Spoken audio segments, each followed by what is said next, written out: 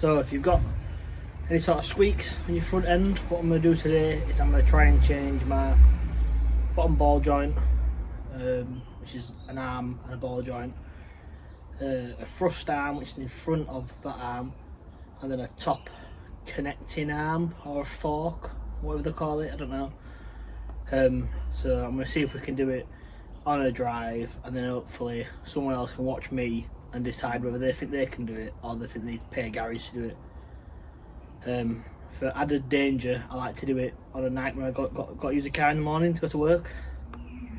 So if I don't get it done, I'm not really sure what I'm going to do, but we'll try and let's see how hard it is. So the bits I'm referring to is this top control arm, which is bolted behind that and down there, so it looks like all that needs to come off, but have a look. This bottom thrust arm, and then the bottom ball joint, which is there. This is that.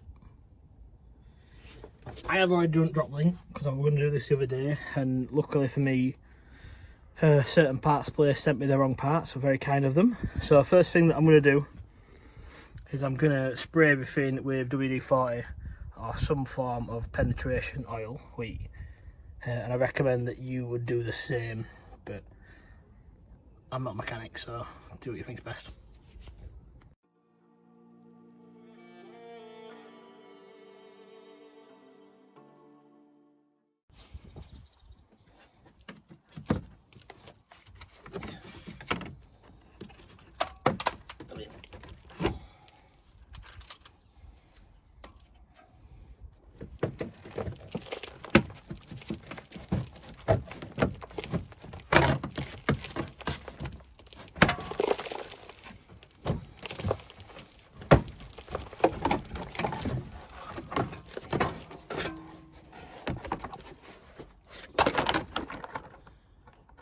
Well, I was hoping we were going to see the back of that bolt, but we can't, so I'm guessing we're going to have to go in through the top for that, but we can now definitely access that. So it wasn't that much time wasted, but we still needed to take it off. And it looks like we need to take this side off as well, and these bottom two, this one and this one. So I shall take them off now. So that's now the bottom piece off of both sides. One just drops over your tie rod arm, which is the bit with the boot on that I can't get the camera into. Brilliant. So now I need to work out how we get to the back of them bolts, which is going to be fun, I imagine. So bear with. So update is, I've got to the back of that bolt. I've only had to take out basically anything at all electric in this area, which consists of this, which sits in there like that. This cap is on top of it. You take the cap off, undo these connectors, take out your DDE, which is like your ECU sort of. Well, I think it is. I don't know. And then your ECU sits inside this. This slides out, and you've got these two clips. One clip there, one clip there. You push them in, pull that out, get your third hand in to lift it up, and it should be good. Now we've somehow got to find the other one to the other side of that. So let's have a look. So what I'm doing now is very hard to show you, but as you can see that bolt's coming out. I'm going to make an assumption that it's a captive nut because I've stripped loads out and I can't get to it. So this is called suck it and see. We'll find out if it's captive or not. With my luck, it's probably not. This one's pretty simple to get onto now. I'll get back to you and hopefully it is captive. If not, we'll go from there. So update is that bolt there. It's a bit hard to see on the camera. There, I suppose you can see it there. On the top left of this section, the torch is pointing out. I believe that is captive because I can't now push that in. If there was a nut on the other side, it'd be spinning and be able to push it in. So what I'm going to do is I'm going to take this side off, split this joint here, which I'll show you, and hopefully we should be out then, but I'll get back to you in a second. So, update is, it's all out apart from this. That bolt at the back, I can't really show you. It's out, but it's hitting the spring. So I've disconnected the shock at the bottom, which would be nice if I could show you.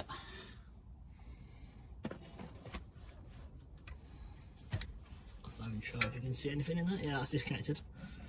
So that'll move freely. So what I'm going to do now is I'm going to split this ball joint.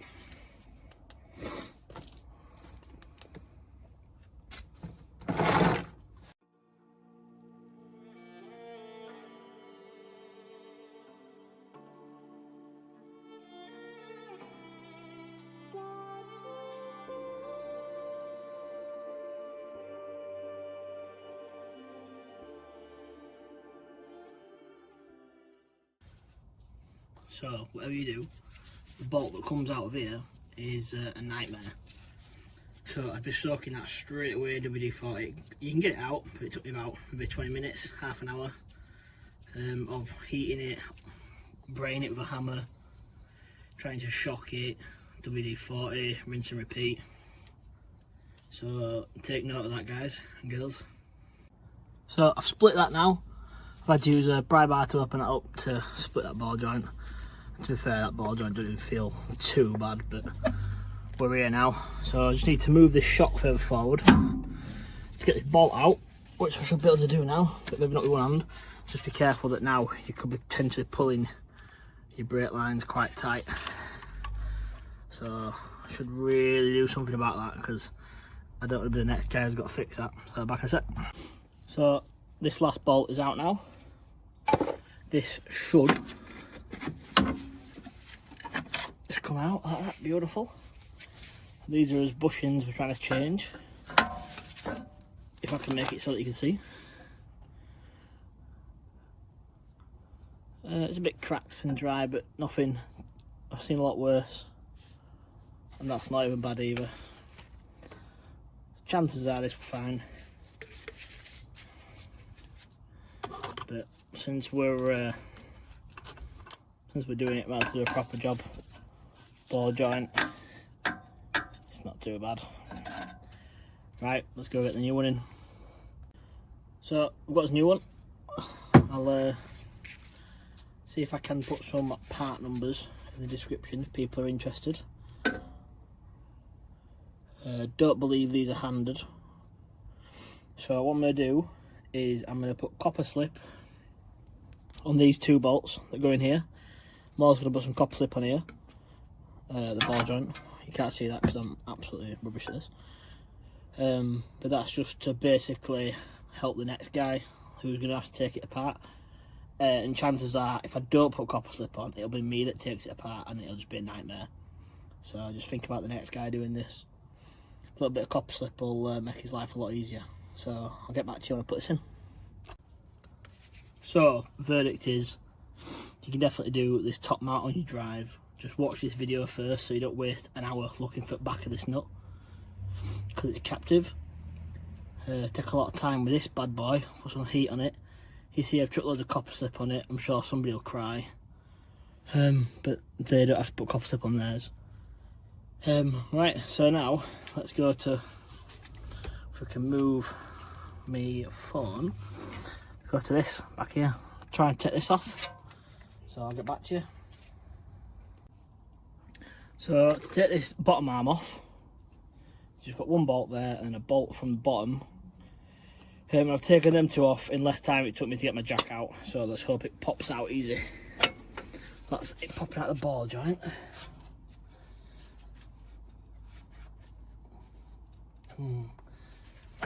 Do I need a tippy tappy?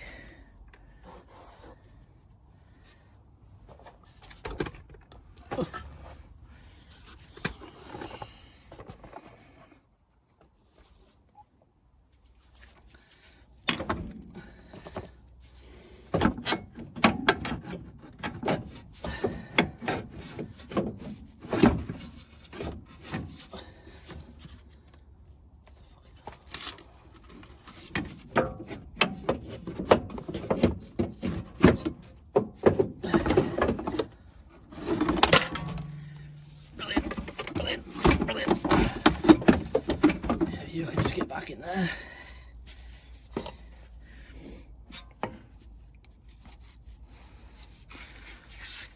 So, is that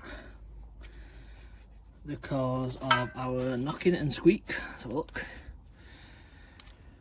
I'm going to say no, but is the ball joint? Oh yeah, that's knackered.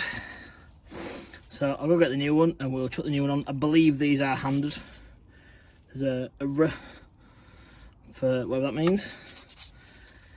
And I guess the other side will have a L.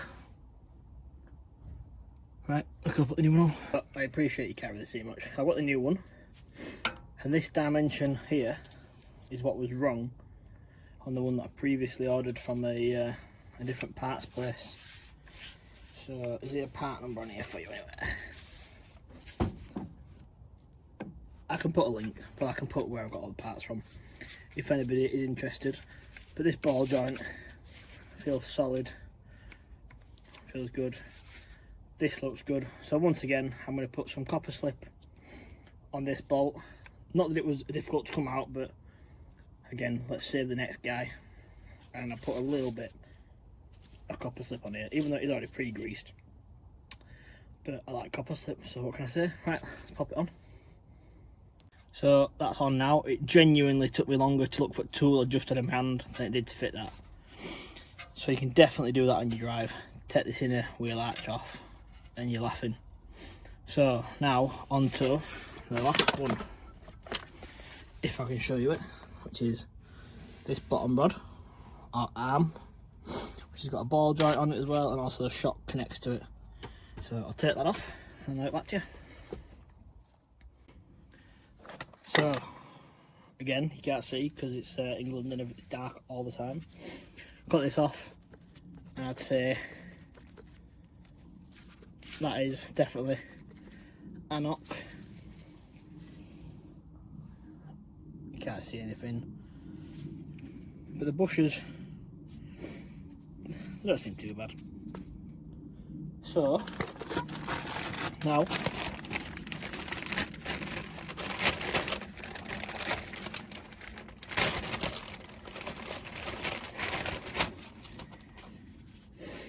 we will fit the new one. Again, these are handed. There's a little R for right hand side. Again, on the other set that I ordered, it was this dimension that was incorrect. So that was really fun getting to this stage. That's why I've done the drop link, because I cut the drop link off, trying to make it easier for myself. And as per usual, it just backfired. So I'll get this on now. It didn't take that long to get off, so hopefully it shouldn't be that bad. And now I'll get back to you. So that's all arms done. Can't see because it's pitch black.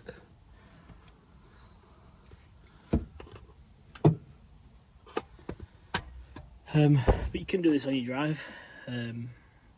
Give it 4 hours maybe. Hardest thing by far is this pinch bolt, which I'm now going to call the bolt of death. And I'm sure there's some techs out there that will tell me a good trick for it, but that were a nightmare. But apart from that now, I just need to put a bit of plastic back on, and then all this rubbish up here, and it should be good to go.